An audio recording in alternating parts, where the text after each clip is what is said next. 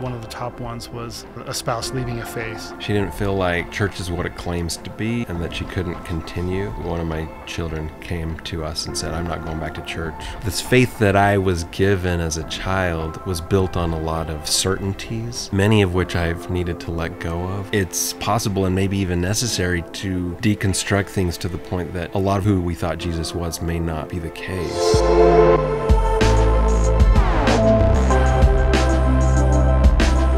You do know about art, and you are a fine artist. How would you describe your style? I would say that my style walks back and forth on a tightrope between kind of traditional religious figurative and then more like abstract expressionist religious figure. So the things that are common threads through my work are there's usually people in them, and they often have some sort of spiritual idea behind them. Is it part of your practice to stay close to the divine, or is it just something like an interest that or is it both? Like what keeps you there, and how do you feel in your daily life working on this all the time? Yeah, I think I've talked in various occasions about art as being kind of like prayer, or, some of my paintings being like prayer for grace, or a meditation on who Jesus is. For me, making paintings is kind of that communion. Particularly that spiritual renewal is saying, where am I right now? And I have to be a new person as I approach this new life, because it's always changing. So we held an event with all these guys that came. Everyone opened up about what they were dealing with, and I was surprised that one of the top ones was a spouse leaving a faith and one staying, and it was a lot of guys struggling with it. And I know that you've gone through this or are going through it a little farther down the road than some. We were in the middle of the pandemic. One of my children came to us and said, "I'm not going back to church when this is over." And so Amy, to her credit, said, I'm going to study, first of all, study therapy, so I know how to help emotionally. And I'm also going to really jump into studying church doctrines and histories and things like that, so that I can answer any questions that he might have. So the more that she studied, the more she was surprised, and the more cognitive dissonance she felt. She just decided that she didn't feel like church is what it claims to be and that she couldn't continue. And was that hard for me? Yes and no. I think it was probably a little bit easier on me than maybe a lot of men out there, but because she kind of swung past me, but she didn't completely understand my kind of a little bit heterodox way of being in church, of being a person of faith. But she understands that more, but maybe doesn't understand why I still continue to hold on to specific tenets of faith. Probably the best thing for me in this experience of being married, and also, faith as a part of that, has been therapy, like couples therapy with a great therapist, in which I had to face some ideas about control. I had to have a therapist stare at me with evil eye saying, "You're not getting it, Kirk. You gotta make some changes." Those changes have really made a big difference for me in the last 6 years. Being able to say, I don't need to have control. If there's something where we come up against each other, being able to work through it in healthier ways has been really important for us. I would say that a lot of those arguments are more like discussions now, We're not so worried about the outcome.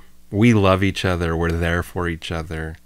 We've been there for each other through a lot of stuff. When people tell me they've lost faith in Christ or God or a church or something, I'm so less not affected in a way that I'm like, oh, this is going to be this, you got to just hold, I just have so much more faith that an honest seeker of truth doesn't have to end up where I end up, but I really feel that God has created us, knows us, and an honest seeker of truth will land in the spot where they're supposed to be. I like to try to approach faith from a way that sees a lot of perspectives, because I'd kind of grown up in a family, and or maybe it's not even my family, maybe it's just me, the way that I internalized all of the church lessons was like, you don't ask the question, like the prophet said it, So it's perfect. So yeah, so that's the thinking is over. In terms of my own faith, I have had to, over the years, so I've kind of had a very slow, steady deconstruction and reconstruction as things have come up where I'm like, I don't see God in that thing. But there are other things that I do see God in. And so whereas, this faith that I was given as a child was built on a lot of kind of certainties, many of which I've needed to let go of over the years. It's possible and maybe even necessary to deconstruct things to the point that a lot of what who we thought Jesus was may not be the case, but also that we can choose to hold on to parts of that, because it is possible to deconstruct to the point where there's nothing to hold on to. But I like to be able to see that perspective even while I am choosing to practice in a way that holds on to certain ideas about who Jesus was, what he represents, and refocus my faith on other things. And some of those things have been, community building, doing the right thing in the face of our fellow humans. So those constant challenges over the years, I guess, have enabled me to kind of rebirth my faith in a new way. So having that uncertainty is a real way to build, to be in faith, right? To live that faith. Yeah, and to live with the discomfort of Yes.